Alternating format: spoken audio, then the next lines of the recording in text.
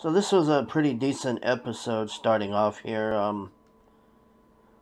Good amount of action and comedy. So we start off with Frenchie and his backstory here with his booty call and his buddy who he calls the Golden Girls. So Starlight has left Vought, and I guess they put like tracking GPS inside of you to see where you're going. So Starlight is here with Frenchie, and he's trying to cut her open here to get the tracking device out. It's a bit of a squeamish scene, but they get the tracking device out.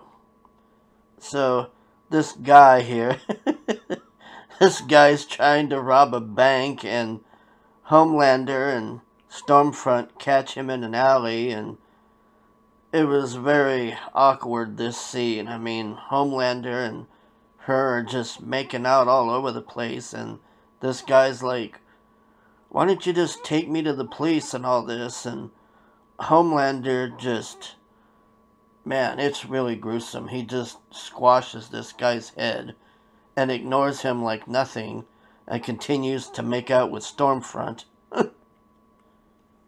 So Starlight has figured out, looking on Stormfront's computer the last episode, that there's some institution or something that Stormfront is interested in, and she's letting Huey know, and the Butcher is like, what is she doing here, and, you know, she shouldn't be here and all this, and then he changes his tune and invites her to go to this hospital and see what's going on there. So Homelander is, I don't know, gaga over Stormfront, and he has flowers for her, and he's like trying to be romantic and nice and all this, and Stormfront's just like, I gotta bail, I gotta take off and all this, and Stormfront gets all paranoid and insecure and acting like she's cheating on him or something, and so you go in the trailer here, and they show the flowers that Homelander was going to give her, and he's all butthurt and paranoid, and he didn't know how to react to this. And so here we are at this institution, and Starlight puts a hole in the gate, and Huey and Mother's Milk and Kimiko are going to go in there dressed as nurses to see what's going on in this place. So here we have our powerful whammon moment where Starlight starts a pissing match with the Butcher, and, you know, she's calling him a racist and all of this, and Butcher's just like, yeah, whatever, you know, he's just trying to blow it off, and she's just like, oh, you hate my guts, don't you? Because I'm a superhero, and I'm better than you, and all of this, and it was just your typical powerful whammon moment. That's all I can really say about this scene. So while they're arguing, Stormfront flies over and lands, and the Butcher's telling Huey to tell them to get out of there because Stormfront's coming in the hospital or whatever this is.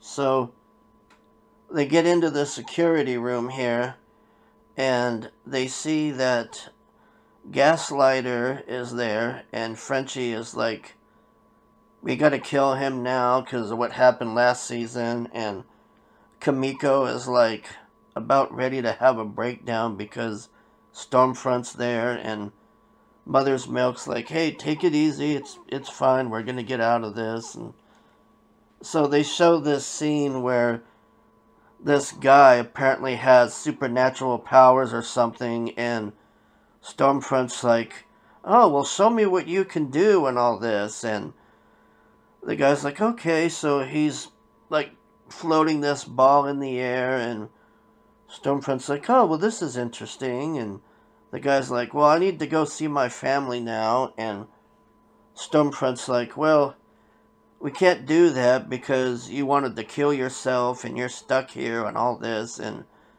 he then threatens Stormfront, and He's like, well, I'm not doing any more of this crap until you let me see my parents. And then Stormfront just bullshits him, and she's like, okay, yeah, whatever you say. And then she just leaves the room, and Gaslighter just, or Lamplighter, I should say, not Gaslighter.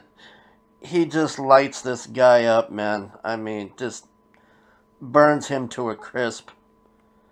So they get a bunch of hard drives from this place with all the videos, and Kimiko is pushing Frenchie on the cart here, and Gaslighter's coming down the hallway, and he recognizes Frenchie, so he realizes that Gaslighter's getting ready to do his bit, so Frenchie jumps out of the bed and tries to shoot him and misses, and then Lamplighter, he shoots the side of the building there accidentally, and he lets loose this female Magneto, as I would call her, because, I mean, she's basically Magneto. She's just bending metal and exploding people's heads somehow, and I mean, she's just basically a female Magneto from what I've seen on this episode.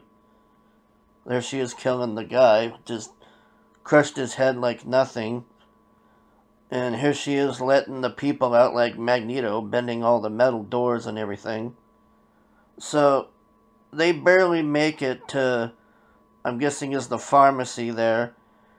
And there's just tons and tons of these super-powered people. I can't really call them terrorists or villains. They're just experimenting on these poor people.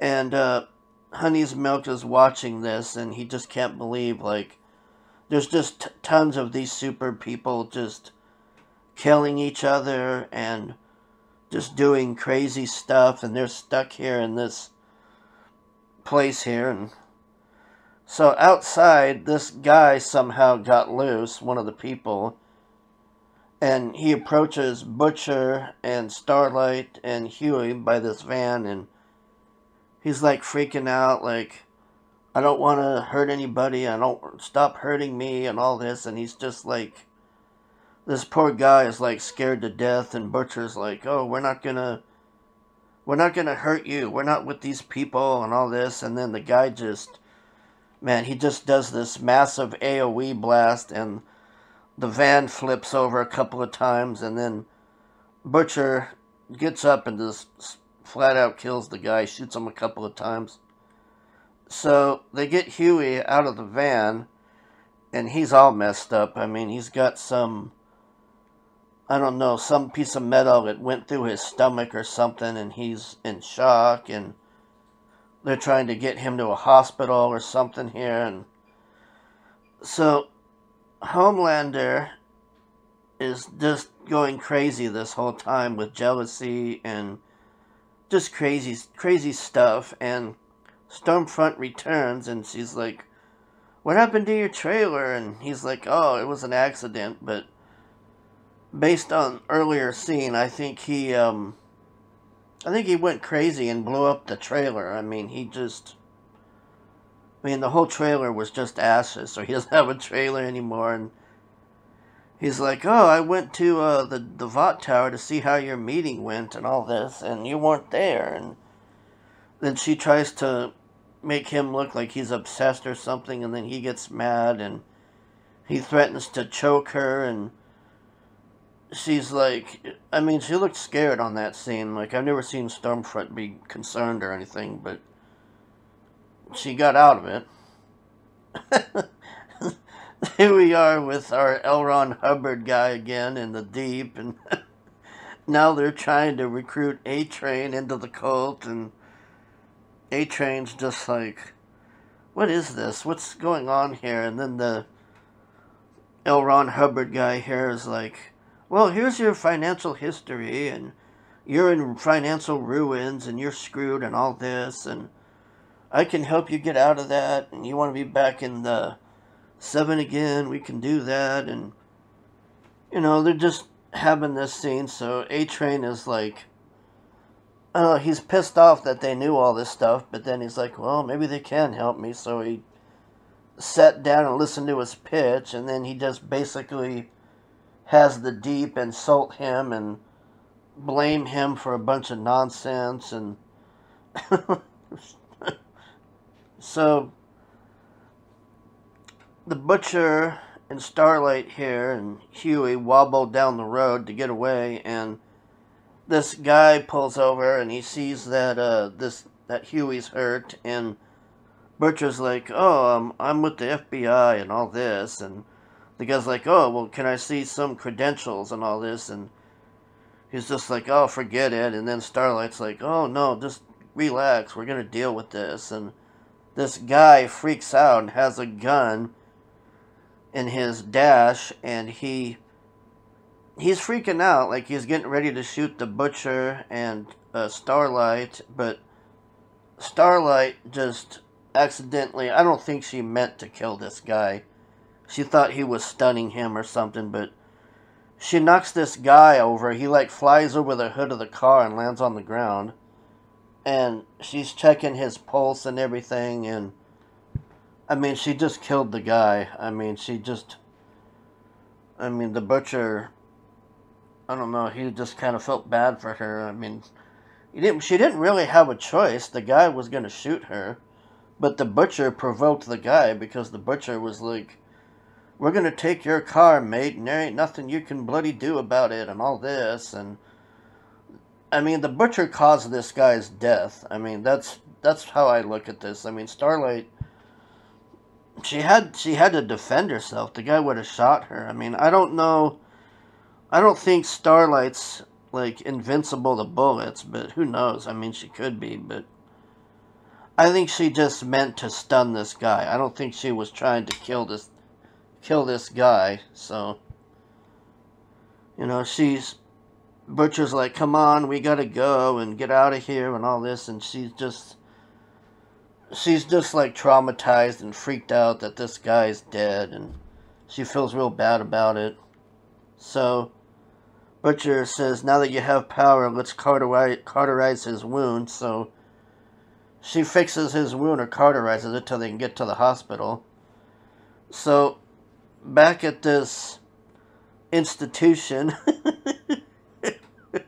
you have all these souped up people running around killing people and stuff, and this guy called Love Sausage, he can make his, how do I put this, genitals as a weapon, and as you can see it here, he's trying to choke out Honey's milk with his dick, basically, and they're trying to get it off him and everything, and Kimiko runs out there, and I guess she knocks him out or something, but he lets loose a Honey's milk. So they're all looking at this guy like, "What the hell is this?" And Kimiko's just staring, and you could see on the ground there his penis is retracting back into his body. So this guy's superpowers just making a super long dick, I guess.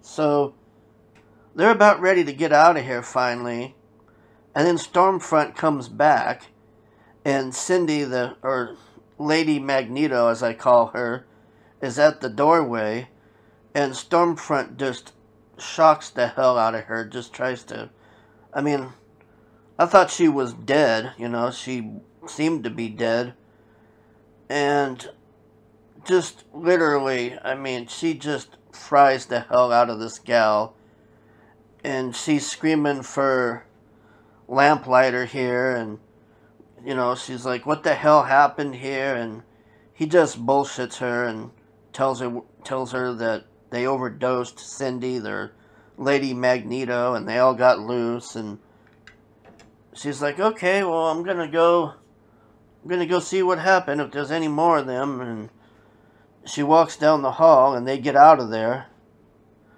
So now we're back at the hospital with Butcher and them, and, you know, Butcher feels kind of bad, and so does Starlight, and she's kind of like a bonding moment for them. And I hate to say this, but I have a sneaking suspicion that the Butcher and Starlight are gonna hit it here. There's just way too much sexual tension between them. I mean, they're just too into each other. But poor Huey here. I mean, he's he's down for the count. So meanwhile, we cut to Maeve and her lover, and the girlfriend's like, I'm gonna order a pizza or something. Where's your credit card? And she finds this GoPro that she had the Deep go and get this GoPro out of the ocean, and it's showing what happened last season on that plane where Homelander just killed everybody, and Maeve... I don't really think Maeve could have done anything on there. I mean, this lady is like freaked out that Maeve just stood there and went along with this whole thing. So I don't know. I mean, I guess I can understand her like reaction to Maeve doing that, but Maeve was scared on there, but I don't think she's as powerful as Homelander.